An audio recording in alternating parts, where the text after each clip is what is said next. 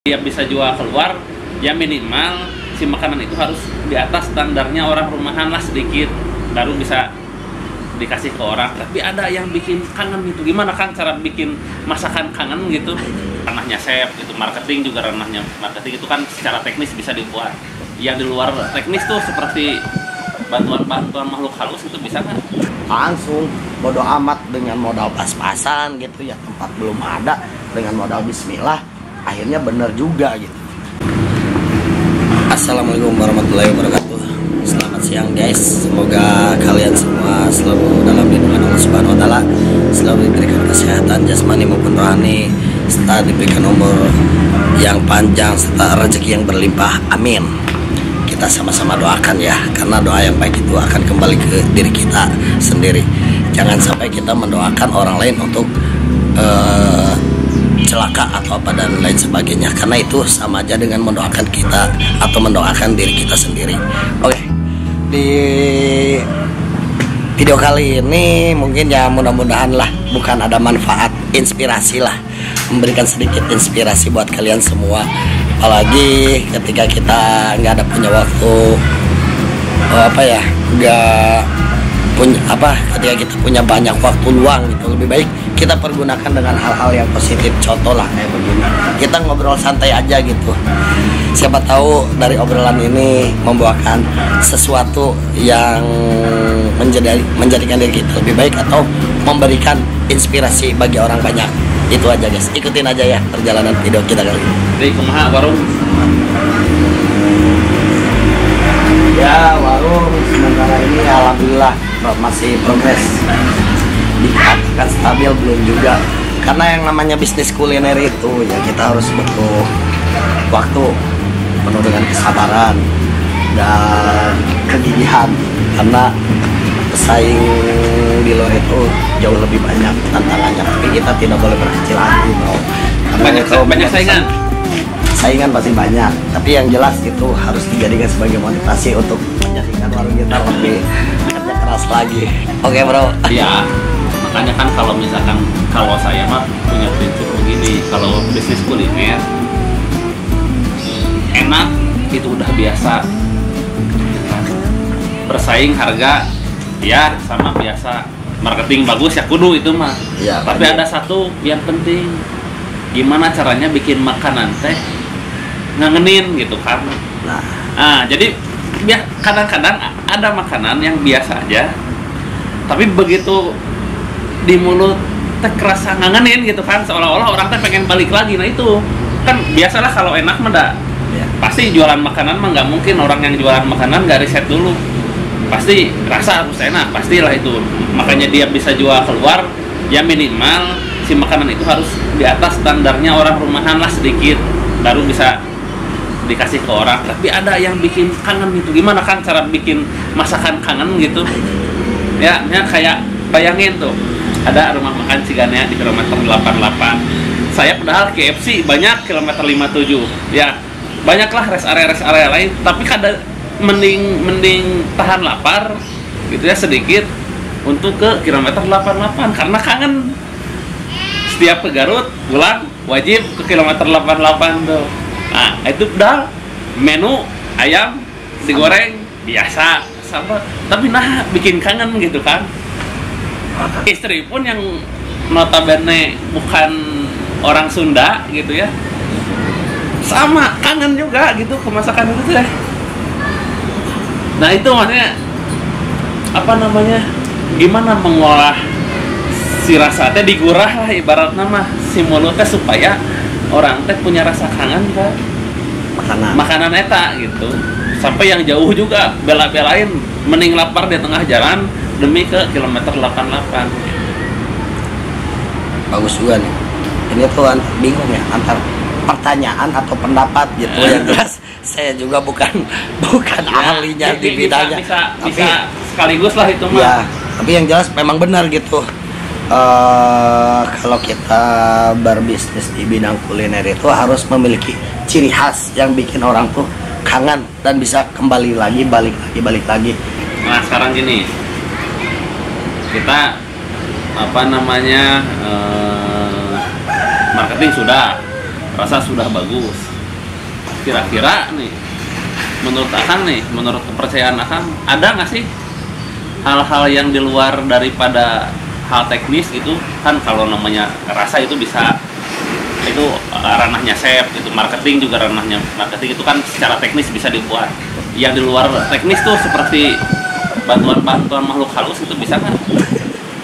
Kira-kira Kalau masalah hal-hal kayak gitu, bukan berarti kita tidak percaya dengan hal-hal yang gaib gitu ya. Wajiblah kita percaya dengan hal-hal yang gaib, karena ya Tuhan kita, saya kan muslim gitu ya. Ya muslim, Allah aja kan tidak bisa dilihat, tapi bisa kita rasakan dan wajib kita imani gitu kan ya. Tapi untuk masalah hal-hal yang kayak gitu mah kita nggak usah terlalu berpikir terlalu jauh lah gitu. Contoh, kita mau buka usaha nih, nanti rame apa enggak, ya kita maksimalkan aja dulu masalah marketingnya, dirasanya, pelayanannya dan lain sebagainya. Itu kalau dirasa itu udah semuanya udah semaksimal mungkin kita maksimalkan. Ya kalau memang nanti masih belum bisa, ternyata jauh dari ekspektasi kita, ya kita serahkan kembali ke Allah Subhanahu wa Ta'ala gitu. Kita tidak usah berpikiran ada yang aneh-aneh, yang macam-macam dan lain sebagainya gitu. Baca teori gimana cara memulai usaha, apa dulu step-stepnya sebelum kita memulai usaha. Kalau Akang kan udah terjun langsung.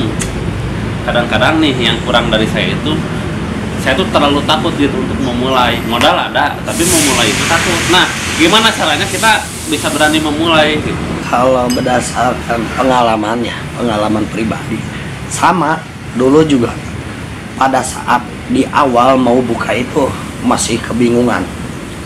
Pertama kita berbicara masalah modal, karena itu nomor satu. Karena sampai detik ini saya belum bisa memecahkan yang istilahnya itu modal itu nomor sekian, belum bisa gitu kan. Orang ada yang bilang mau buka usaha itu jangan berpikir dulu modal, tapi punya ide dulu, gagasan dulu. Memang betul. Cuman setelah saya buka itu ya tetap ujung-ujungnya ke modal. Tapi yang harus digarisbawahi memang benar, yang dimaksud dengan kita mau buka usaha itu tanpa modal itu bukan berarti 100% tanpa modal, tapi ada niat dan ide dulu, itu kuncinya. Iya, kalau nah, misalkan setelah ada itu kita jangan terlalu berpikir jauh, wah gimana. Yang penting kita pikir ke satu titik fokus, satu tujuan. Kita mau bergerak di bidang apa? Kalau kuliner, kita cari chef. Udah masalah tempat dan segala macamnya mah itu nomor sekian. Kita cari aja dulu chef. Kalau memang kita nggak bisa masak, atau buka kafe, atau buka apa ya, kita kunci aja kuncinya satu. Jangan dulu mikirin masalah tempat. Udah dapat itu mah insya Allah nanti juga ngikutin jalan untuk selanjutnya. Tapi kita harus fokus gitu, jangan takut gini, takut begitu.